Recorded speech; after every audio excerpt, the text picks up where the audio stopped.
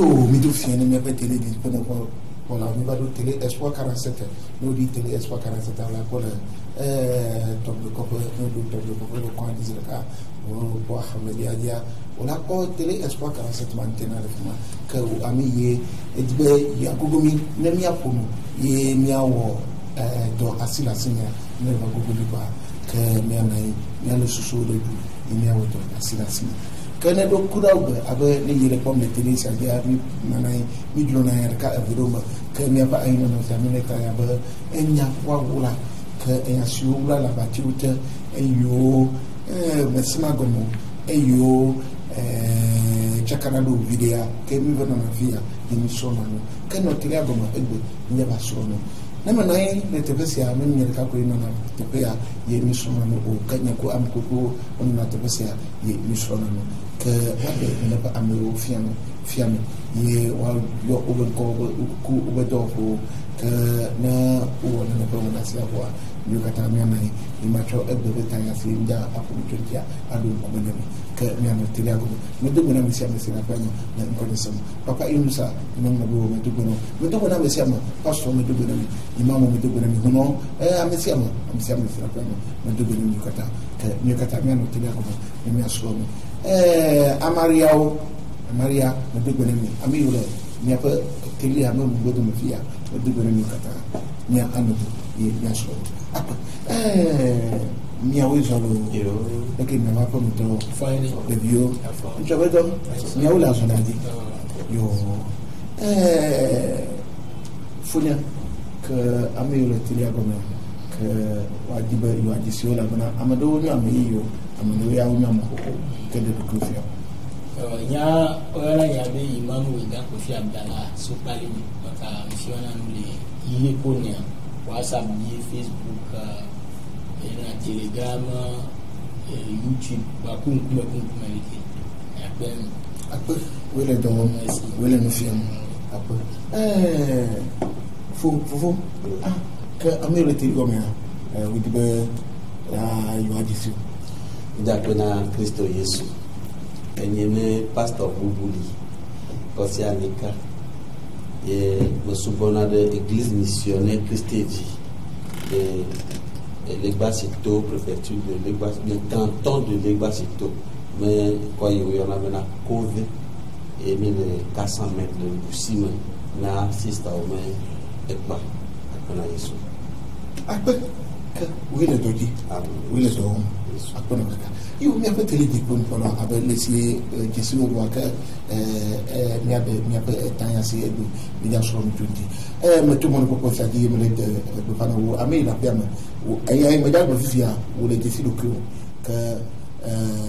la première est la bonne on met tena ma femme pour ye menyo me sia me wu no me yo chakatu susu de kamena me ko nyure mba na le tepesi ha ni men na yi balo ni ko nyure ala bana me menyawa e jadasi ami ye o me dana simi ko nyure mi lewe mi le bonu gaka men ba mi le nyaw de le tili agom le sen konye le sen konye mire ina nya mire ba ya tipe me le tuno matia wu akoni en chomino en fum yin badu tafada ye tafasi ni badu ni ba o ba pako afia do pala de wasi ye wakona du kobuno que du ko mi punu chunti que ebe mi ba osusu mi aba toji le tefuma mi ayi nko na mi apoba du ko enyu du koka ayo ja ko na ne ba fia le pesia chuasi akona du koka ela bana encho ba bien question de du ko no ba du ko Koulia abe nouveau français au pays de et on y en a du corps la bonne que fier de faire est vous du corps que ebe bien sûr non et tu dis elle a bena pasteur na minyaba sans Israël même du corps que aime bonne et au vanille du corps. Les que au jaro, et ça, menu du corps, et au vanille du corps. Nous, quand tu vois, tu as du corps, alors si tu as du corps, que ebe, ni a asron twenty, na mikata, ni a anyami. Na nyanya siya, kake nga globe, inyeta, imas, as notele goma, asio. Que notre diagone ne mikata mi asron, ela bana. Doma interpere, elia, lati apachao. Que ne minaya, doma hinati ase, chou, no viu de bo. Après, notre diagone ne asron. Yo, mi appelle Imam Bouto, Abdallah Wega Kofi, chou, balimo. Yo, que un choix mi note de bon ye mi no du corps si uja ako fia du fera un choix gola e bon e la bana me que bien ya de un choix ba mukata ye yona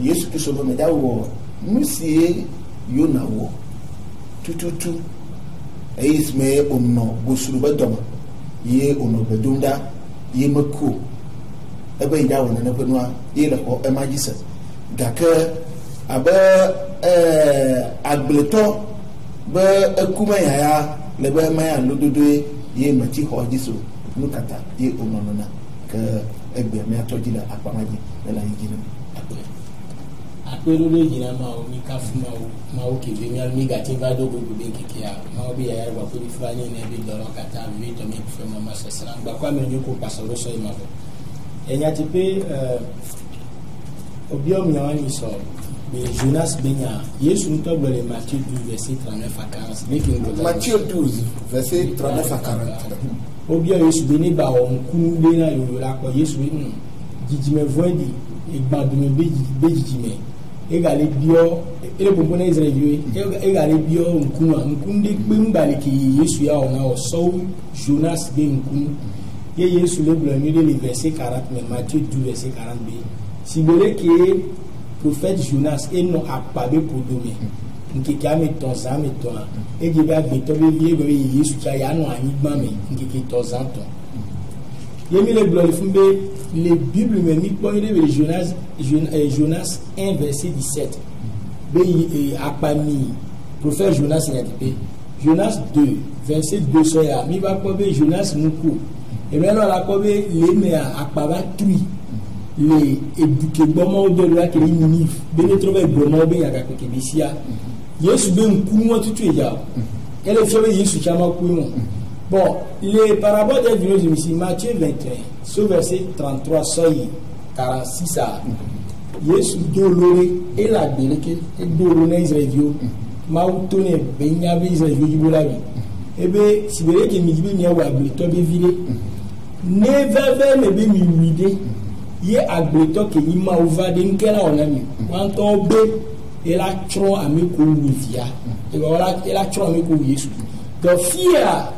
Nous qui sommes nous à Yesu nous kuken bebele et lolo kakaba zonto bebe et lolo to vra nous que jole qui tonto parce que Yesu le borobe susu ke mi dorunti ne vemere et fait tout que moi la tunanu quand on ne vemere Yesu a maula uamiko maula tuma miko Yesu a ne vemere et Yesu be na mere gbola mi wala ho diko fi adupe ale niasi pasona du kobu ke yana atikuchisha idona enia donc ici ni pe gobirebe Jonas me Yesu febe imaku o amele ma wu ira ku vo mu amele la wu ira mna ya ku evegwa elu e agbebe lu do nia Yesu le fiombe yebe kuku amu ma u be lo me evegwa ma mu de ba bo wu vo jima o sito le Israel viu me dibo la wu et vous voyez beaucoup man dans le paradis no que bo ela no la hojipo fia de fera au paradis so la me po dibo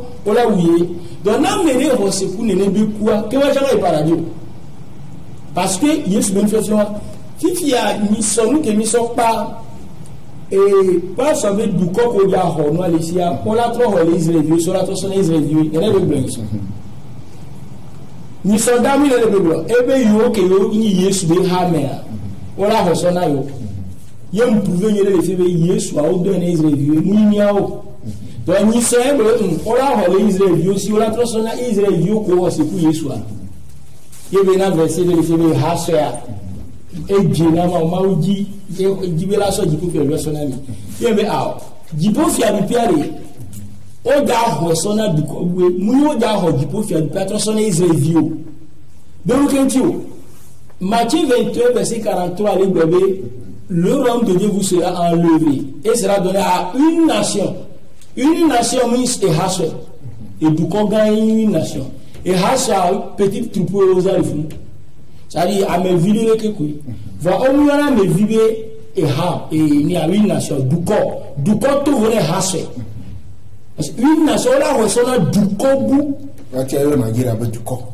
va tirer le Nigeria du corps c'est une nation nigérienne une nation togolaise donc va et ha c'est moi du corps et ha c'est un groupe de gens et ha et tu es sur une troupe si vous voulez qu'on ait bon pour aller à l'école donc verset à l'éclair il y a Jérémie 31 verset 33 à 36 m'a me kola au moni Yesu to c'est-à-dire mauna minyabe ki mo Yesu lava le Jérémie be mauli ni mauli to Israël be ye ja onu babla yi bakuro Israël be a relevia Israël que ni suite yera onu babla bakwa ba capitale Jérusalem baku Juda capitale Samarie ya onu babla bakuro ye mauli be Jérémie 31 verset 36 be ni esi yebe acheke dono no zolo yebe singia wa Israël vioma ba yi du kole yema obe ebe kume egbe be ma ga jisio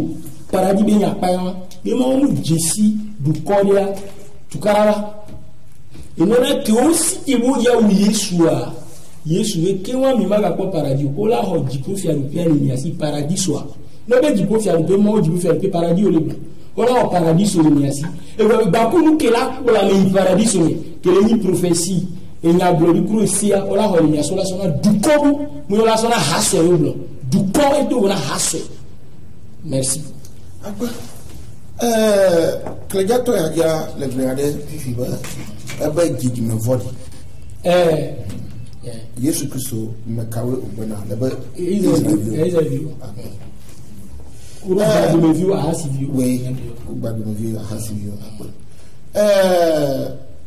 le boglomba Yesu Kristo me poku kingono akuma ya blom okay nana ke Yesu Kristo no agbo kingo e gbo Jonas ba nkuna nkata imam ya wa ko majisa Yesu gbebera nkunu ke ja Yesu be ya am so lo ebe nkunu ke Jonas we ja ebe ye che ma ku sele Jonas nko donc ne Yesu trova le glorifier na me ko jawibe ne ve me bo wa bi to via mi aso ya so pe nkunu ke ya ba so nkunu mu la gbe no nkunu ke Yesu ja wa mu la gbe be no dodo me lo dodo be do no nkunu mu le funo nkunu ewu e lo dodo donc nkunu re ye nya so se agbebe lo dodo be ya de Yesu we ne o le ba nya be ye be ku ama prameri paradis no ke we chocho Pastor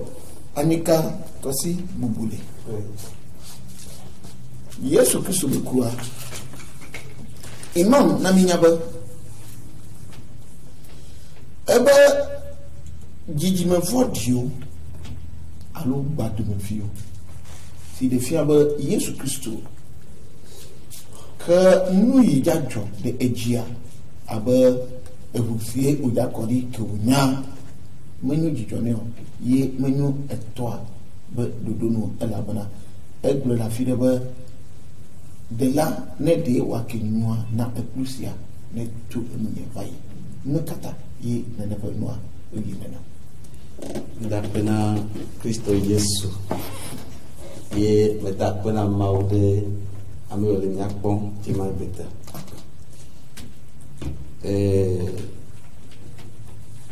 mauto Yesu roda bena babaku ramota jibera ma kon vide mene dizikonu polon ma vanyaji okay imam bena menye khaso nye duko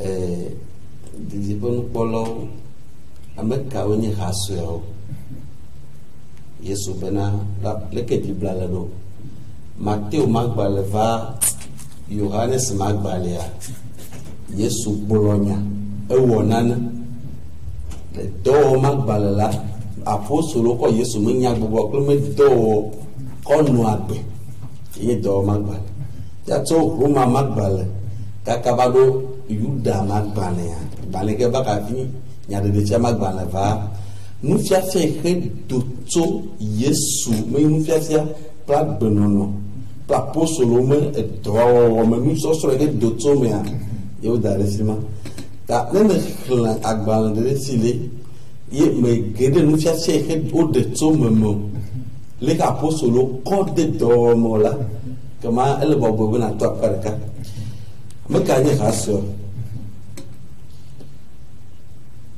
le do magbale eta blave ou pour blave for eni do magbale eta blave ou pour blave voni 20 et do magbale eta blave ou pour blave for eni on va résumer maintenant. Prenez donc garde à vous-même que bientôt là mais on y a le continuer et à tout le troupeau. Maintenant,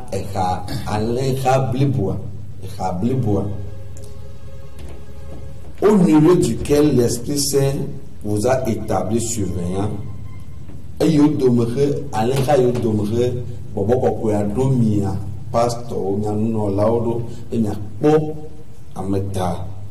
pour paître l'assemblée de Dieu. Maintenant, nyatema akpolo maope ramia laquelle il a acquis par le sang de son propre fils. Ye ebena ramala rasema penye assemblée alors église ecclésia de relak beme penye église churchia ebena ye mau ko ezianto yanto ziamofu yo ko fole game e disiage kabana yesu ko pudinga te baba e kasua o ga yone bena choti eda ngesi gbemema comme il y a yona alo église voilà disiare Petro iho brona bena yesu ye dobo tseku sibele go be fiado pe amu yo be ja kwa fiado pe wa tseku Petro iho bronyana le Yohanes magbale etama wi ato pupa me wi ade tama wi ato pupa me wi ade ebe yesu to no bena ni meni nya otiam enye tianyo ye ma tumi be me nya ba tseku ina ma kuta tsene no eda Petro yo ho bronyana de Petro vale de fiami benari le Petro magbale kantoa di pon polo mi plomidolo Petro magbale kantoa Petro manto e dame fe o buya ma sheke Petro le numulo na e haso chotia Israel yo trodima ameyo ko Yesu Petro nous non bien allé. Vous au contraire, vous êtes une race élue. Miao là, dit mais tiens un sacerdoce royal. Et fianine mais vossala, fianine mais vossado là. Un sacerdoce royal, une nation sainte. Un peuple acquis.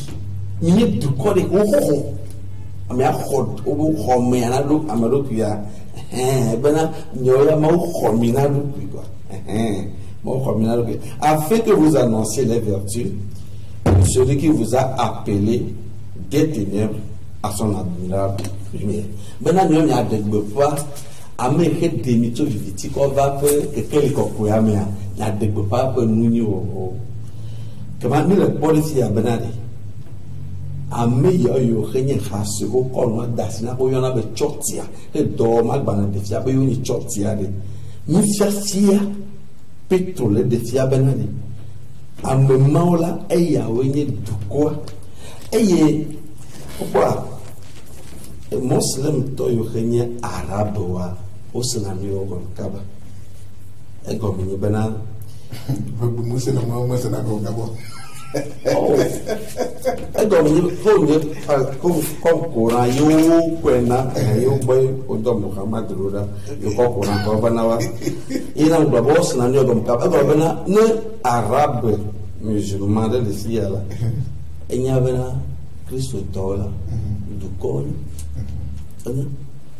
ne ko arabo magbana ne Coran chapitre 6 verset 155 à 56. Ta frère Dieu. Bena et voici. Madame Koula, ya dit l'eau.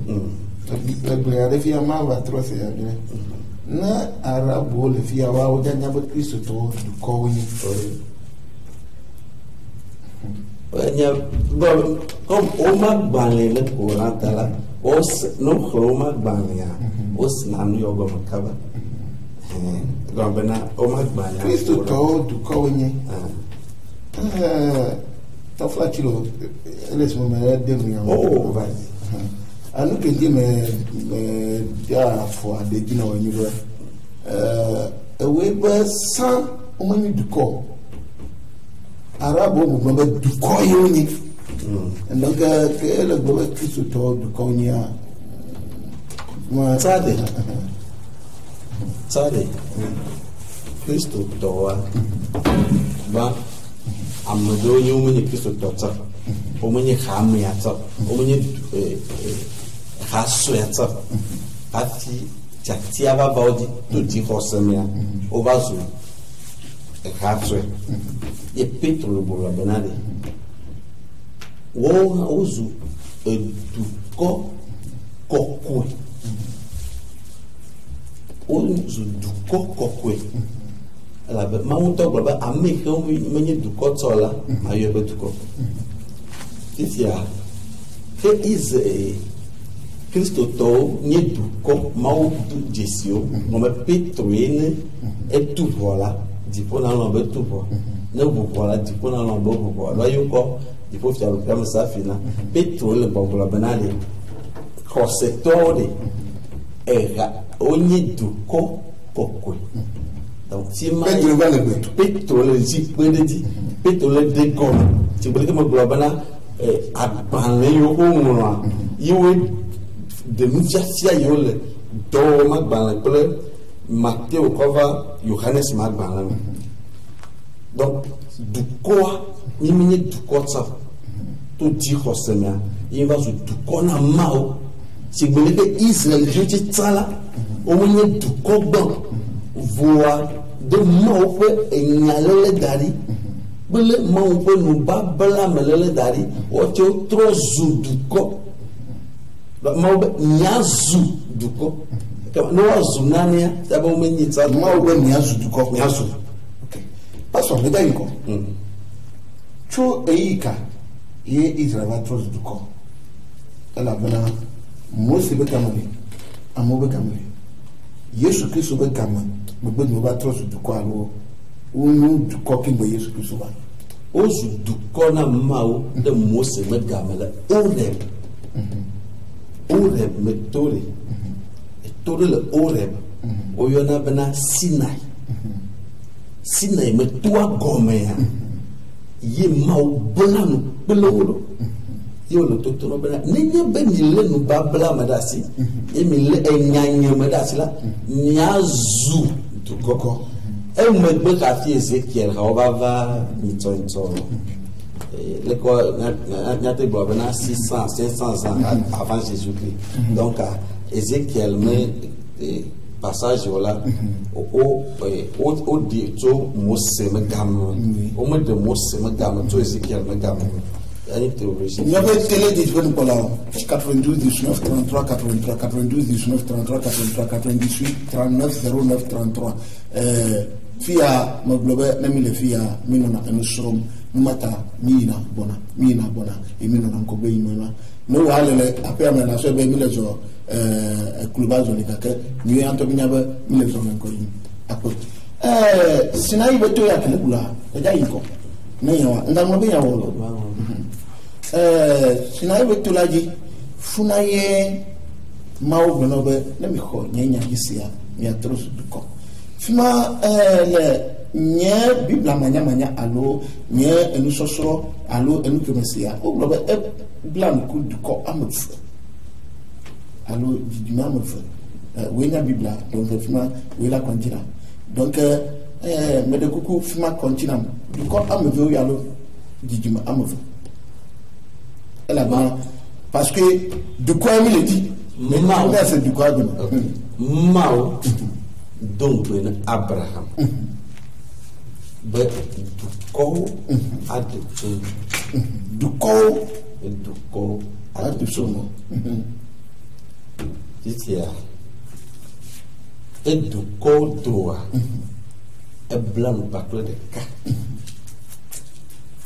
et Isaac le me dit mesure voit Ismaël Makpandila me blanc plus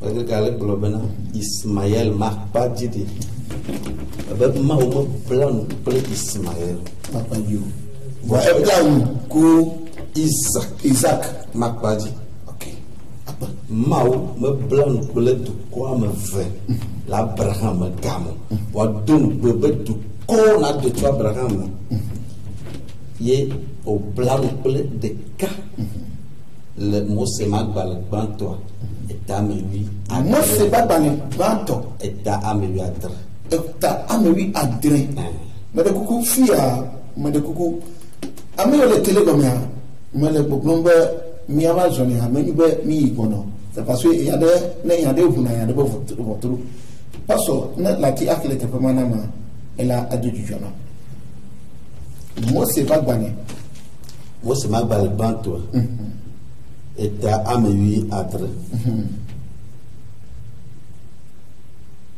moi c'est pas bané et ta banto et ta ame lui adre 92 19 33 83 92 19 33 83 98 39 09 33 98 39 09 33 na de do enyadia la gule de WhatsApp ni yana ayina passo ela yine incho ina hiabe la yine imama la yine incho moi c'est ma balle banto et ta ame lui adre après couper ame lui a checker quand il est blanc vorke Dieu dit Maoube certainement Sarah ta femme t'enfantera un fils bana le nyaote tome madame ada Sarah est soroa et dia divine la dime souvino et tu l'appelleras du nom d'Isaac il n'a eu bena Isaac ayo avant comme Isaac et tu l'appelleras du nom d'Isaac j'établirai mon alliance avec lui comme une alliance perpétuelle pour sa postérité après lui. Que Isaac a dit, ma blanc nous prie, et a nous babla ma foi, na epe didima. Na donc côté bon me globe na epe didima wo, ebe na epe didima. La Bible a sorti mais comme ça serait le epe didima on dit. Et je me va dire didima et une de cas epe didima. On globe na epe didima wo, ebe na epe didima. Verset 20. À l'égard d'Ismaël, d'accord Ismaël m'a pas dit. J'étais exaucé. Et bien que le Dora, Ismaël n'a pas besoin de couper. Mais c'est le Dora. Voici, je le bénirai. Maïré, Azon Maïré. Je le rendrai fécond. Manala, elle a dit souvent. Et je le multiplierai à l'infini. Yé kakaka quoi il a mana wa il engendrera 12 princes a dit Polola a me levé. Mais il a dit fiaol. A dit fian do fianone. A dit tout le monde gagnone. Prince. Mais fiaol, mais roi. Prince a fiavi. Ça dit oyona a pas fiaol, tu peux prince les blancs. Oyona pas fiaol, tu peux prince. Il est tout le au milieu royaume. Là et améliorer les promesses au plan où il y en a que ben prince. Il engendra 12 princes et je ferai de lui une grande nation. Et manabena Ismaël a la un alien du Kogan. Nani du Kogan. Ismaël a l'alien du Kogan. Verset 21. J'établirai mon alliance avec Isaac, que Sarah t'enfantera à cette époque-ci de l'année prochaine. À ce moment-là, Isaac là, ma blâme pli. Et elle a dit non, pays pour moi le pays. Sarah a dit non, et ma blâme pli. Comment il peut bien les filles, ma blâme pli, ma ou bedona blâme, il y a blâme pli Isaac. Bon Ismaël y a là, y a ire. Si belenge ma ou blâme pli dans le voir et ira. Boadi kaka ko yi mavo ya da men ti me violi kana do me ko fia bana ko gomu le mo mbabla mawa bana Ismaël la ya nana disubo vonu mbabla toya Isaac et diable. Donc les dibla mala dibla mon fait fiam là non pour son mbabla anti quoi et ta courant là nyam mbabla menya atengro mais de coup, si on va doit, c'est parce que nous, médicaments, nous pas blayer. Mais la tia de comme nous vivre. Mata. Imam Abdallah. Pas sur les noms n'aba. Maou. Et ben y a une boya. Ya ira. Ismaël. Gaka me blâme qui oh. Et sinaï to la dia ebe ma blâme ko Sarah bevia que me va menyo Ismaël allo ni a nchama fua ibe jiduma ke ba lima vidio ye o blâme ko que de ka yo yo yusuka blâme ko yusuka ba lima vidio ni a Sarah be so ni Abraham. C'est parce que il y a des personnes qui le nom mais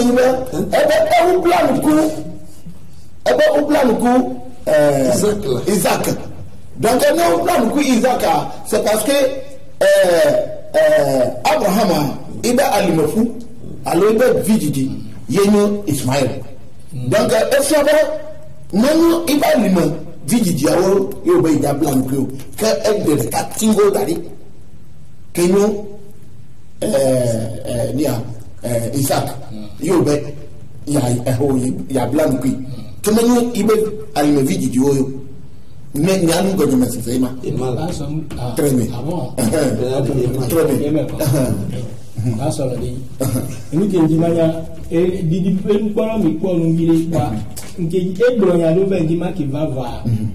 Il y a combien de éboueurs et son hache de Yavan. Il y a tout ce verset pour qu'il y ait souci. Hache non mais les boucons qui Maouya au paradis sur les voici son nom. Il y a fion. Il y a va. Il y a baloué non. Et pas son bref il y a des Genèse 17 à verset 19 sur les Kébéna. Le Bible va filer une fille au moment où on va Ismaël. C'est faux. Verset chapitre 15 on fait bien sauter nous avons un bon vidéo mais bien mis dit dans la vie ma fille la Saint Testament ma avec le Nouveau Testament ni mi a combinali ma on va bakuro Ismaël a comme Isaac et bien il y a Bible mais il pas Coran c'est parce que nous manquons Ismaël tout la dia mais tu peux masser nous comme oh là c'est quoi là c'est quoi voilà même pas chapitre qui est passé au Boulington là Genèse 17. Moi, c'est vrai, à Balebanto, à Italie, André qui vient. N'est pas verset 7. Nous blanc André. Nous pouvons l'oublier. pas sur les derniers et de malheur. J'établirai. Merci, non, de ta flaque. Ta flaque. Bon, il y a TP là. Non. La TP. Et bref, il y a le pouvoir, il y a le fils. Non, je vais faire quoi. Pas sur où on a nous fions dit que nous les Bibles. Et des boubli bref, Jéa. Nous les Bibles. Genèse 17, verset 7, le globé. C'est le j'établirai mon alliance entre moi et toi. Moi, le bon Abraham. Et ni moi, on nous babla bakou et Abraham. Ni moi, bakou Abraham, de moi, on babla bakou. Moi, on babla bakou Abraham. C'est et tes descendants après toi. Et ni moi, on nous babla bakou et Abraham bi djidjimeo, là où apo obi. C'est leur génération.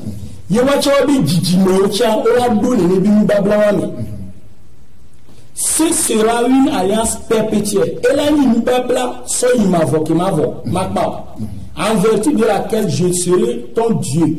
Que ni mao mani ou Abraham bimao et celui de ta possédé après toi. Bakou ou Abraham bidjime, ni mayo bimao. Ok.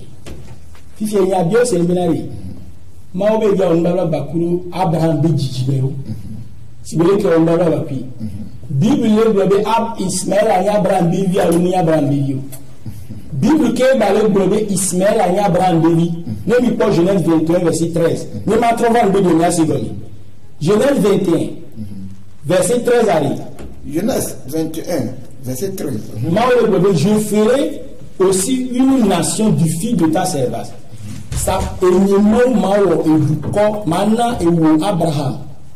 Bekosia agar bevi ke bejinawa mana evia kala ni duko ta il est ta postérité donc entia Ismaël a mis Abraham tchabe et alimé pour lui. OK dans Genèse 17 il va m'embêter il y a on baba ba Abraham et c'était descendant pour dire Bible va Ismaël a Abraham bevi mon bé on baba ba Abraham ko bejijimia et que pas son là de mon baba ba kudo et avec il y a un nouveau testament. Bible na nyanya bele Abraham to be so amevia yemawi o ndaba bako ndaba ntoni ne mi ko Galate 4 fi gaba ndaba yani Galate 4 mi premier bleu Abraham be so amevia 92 19 33 83 92 19 33 83 98 39 09 33 Galate 4 verset 24 soy parce que dans le mot il y a des vidéos et Galate tobe agbale et negwa pour que blave venir soit il blave voiton il y a des vidéos dans le mot mais ces choses sont allégoriques et il y a wa lu mu ya ori oni nkunu elododo binya nganu ngani car ces femmes dont nous ya wa sont deux alliances oni et nous babla ni non ya oni et nous babla levi ni boya yo pastor te fama nyate pe onia nyate pe to OK million nyate pe to ya Bible de babele l'une du mont Sinaï non de cas que ni nous bablanto ça il est ni symbolique de l'alliance mais non de cas l'une du mont Sinaï et aso Sinaï beto et ya ni Sinaï beto mo be non de cas ni Sinaï beto to cha et to que di ma ou ponko ku Mose et to que di ma ou cha Israël beno zore be se yo la ni be du quoi Bible na mi yabe non de cas la me viamento cha wa we e tout man to cha si me ni dix quoi na nu babla ku didi popo nya ko me ke o be afanta pour accepter o be non meja divina nko e kulunyenye e go be ela divila ni e kulvina mawo ela si be Abdullah si be ko be mawo be kulvi servitude ela zolu mawo be segi man no tebe Yesu kuru ta gbaloko de la ko paradis ela o do ko mawo be si ela gora la zolu mawo be segi très bien o be c'est aga bi be non ma ke ni sina e be toma ele aga ke ni Ismaël abeno bara kuku noté pastor enya sur le gouvernement elle était bien lui fait sur le nyate ba ima ka don wala yemi timia OK million verset 25. Et il y a eu Clément, un à te payer, et il m'a demandé là. Il t'a dit, ok, parce que lui, il m'a bien, mais tu m'as pas la Bible à Miao. Bible à me tailler quelque chose. Ok. Et on me l'a dit, oui, comme on dit, quand Agar, donc il dit Agar qui est Ismaël à Benoît, c'est le mot Sinaï en Arabie. Bible, Agar qui est Ismaël à Benoît, qui est Abraham Besson, qui est Bible Bloli. Et les Sinaï Betoa, les Arabie Saoudite, Ben. Et elle correspond à la Jérusalem actuelle. Il n'y a pas de Agar qui dit Ismaël, qui va du prophète Mohammed sallallahu alayhi wa sallam. Et Sokuro et bébé qui est Jérusalem, Israël violé, de quoi? Qui est dans la servitude avec ses enfants. Que Jérusalem, qui a les couillés, mais bon, qui est vieux, et Israël violé. Pour la zone, on dit qui est au paradis. On a dit que on tonton. Moi, il est né à paradis, mais il y a des peines. Donc, la Bible est blindée. Mao on babla pour Abraham. Il est on babla pour Abraham béjijine. Bible na minya be Ismaël anya Abraham béjijine. Bible na minya be Abraham besro. Abraham besro wa me vere Bible. Dake anu ma me vera. Bible enu babla ya na minya be wan toni babla. Il symbolise oni babla be Jésus quoi. Et ça du coup que Dieu est dans babla là toi oui. Do wa we ya di ya oui. Ça a dit Isaac et yemo on babla pi. Ismaël a gardé Dieu. Donc, on y est pas blanc, on a maoui. Donc, on a dit, on peut pas Ismaël. Ok, après, pas fort. Anika, Boubri, Kossi, Bouboutan. Là-bas, nous, on réclame la Bible, et nous n'avons pas qu'à aimer de déa. Mais nous n'avons pas de déa. Nous n'avons pas français de déa. Comme de déa. Et nous n'avons pas de film.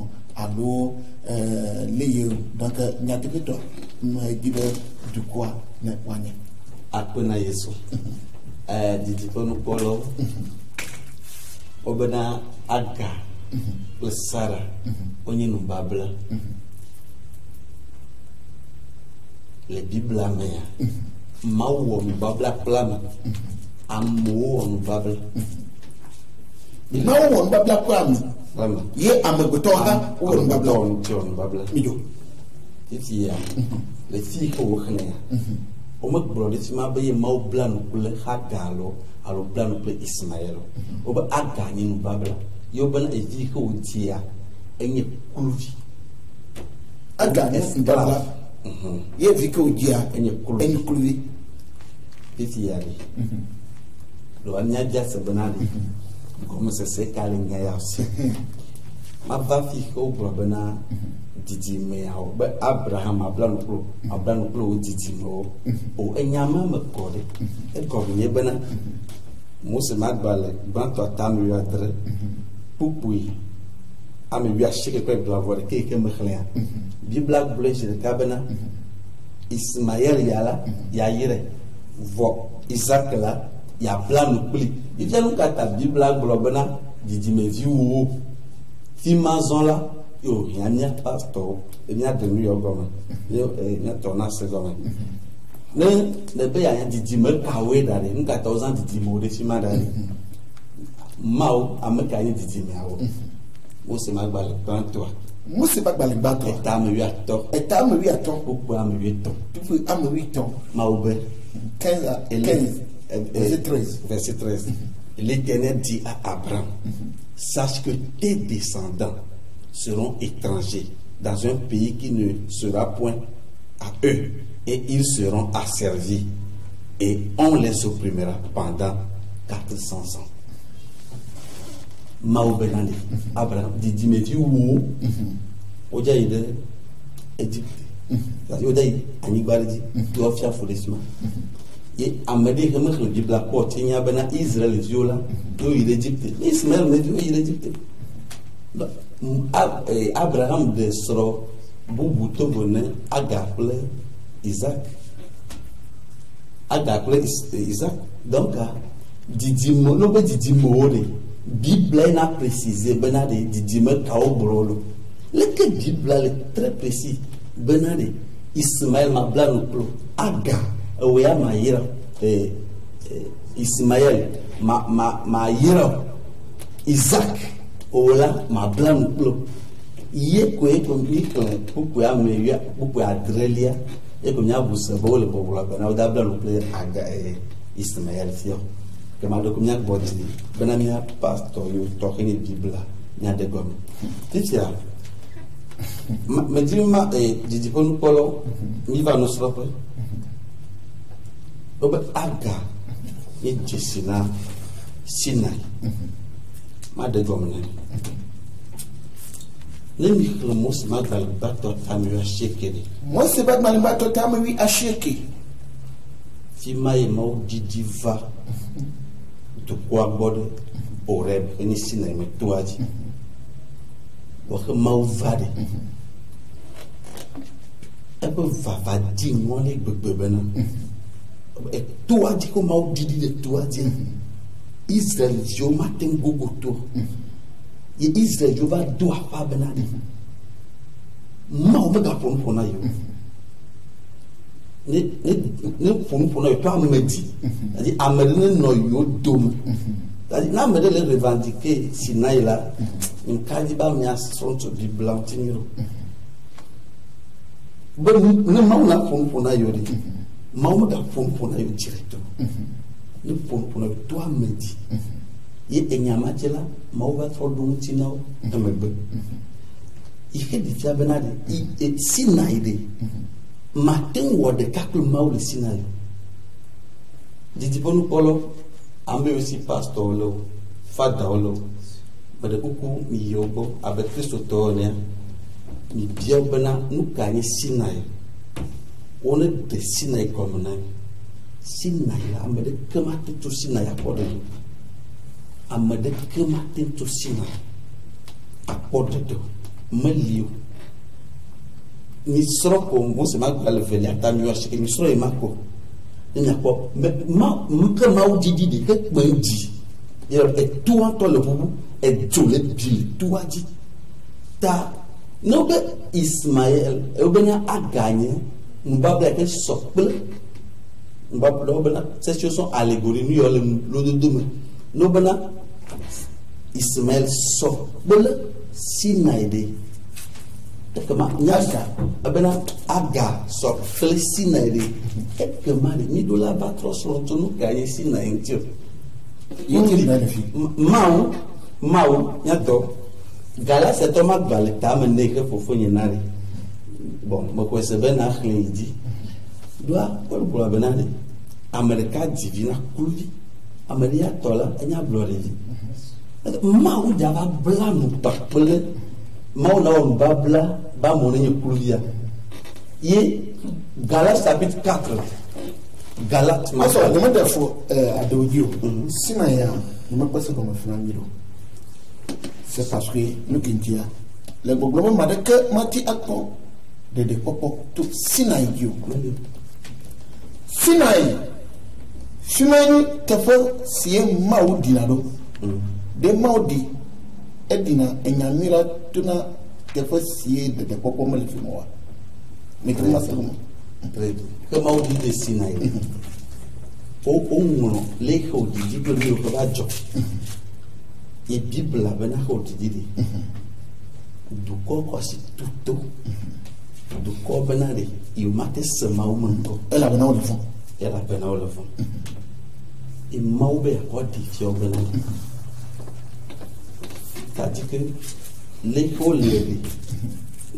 mari o mate munyi tadi i mate no do metio i mauto i mate no do yeta de mau dollar ya do me dollar do ya ko i man ko de dollar me dollar na va plo ni yinte bi anom miti le kape ni yibi anom miti le wacho Sinaide me to me nya go me mau mate no nya do mo me liu me be ke mau didide o to sito be yo mas nana pa inyatia paso ento kulabe Sinai me di masego d'accord elle a bana na mau tepesie le mau be en bablawo kudo ibe nyaglo do katamia tefe ye au fond souvent ne m'enfamia et Sinaï tout la effectivement au fond souvent et pour me match et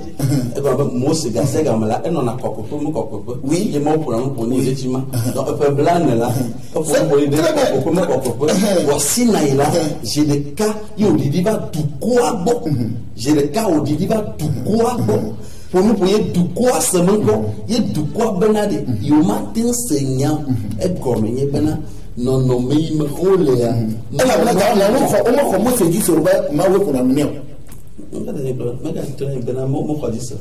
c'est parce que au bas yonta yo dit il va seulement wa be awre que Mose va pour Israël diwa Israël yo bena misi nya on nous salut le bon OK Sina ya me dit moi c'est comment me dit moi c'est Sina comment me dit moi c'est Sina comment elle a bena na Bible la ça Mose de wa fo afa Paula fo la bena te que c'est déjà fimanu kokko donc me dit moi c'est comment madame nyama ba bo me ko passe les oh gamia ta chite donc mi dire ka gamia chite mi ati Nchoni medibe enyana baba chigo gomo yejo la bena Sina toi non musone ni chigo ejani mi venyu samsone OK bon maintenant mi tireka elia le pasteur boule bref yele lekema on maola on baba kwa me amela nyi kuvio nkenti bible obe Yesu nyi kulu Même pour Acte 3, verset 13, le Dieu d'Abraham, Abraham est mort, d'Isaac, Isaac est mort, et de Jacob, Jacob est mort. Le Dieu de le Père, Miyakekem mort, a glorifié son serviteur Jésus. Et quand, Yesu qui est kube koui. Donc, koui y a eu une balade kube ni.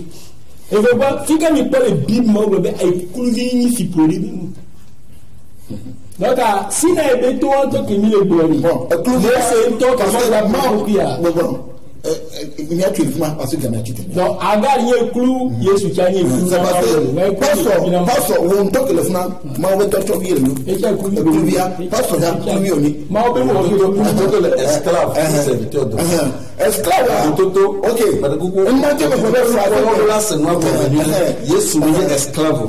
Galate, mais quand on est esclave, servitude, enfantin pour la servitude. Servitude, serviteur. Serviteur, c'est ça, on a fait sortir la servitude. Non, mon frère, servitude de. On appelle le couvigny et couvigny servitude. On parle de couvigny. Le serviteur est soumis. On va te convoquer servitude. Non, ça c'est arrivé. Vous devez bien. Vous devez bien. Nous sommes venus. Sinon, toi, me place comment? Me place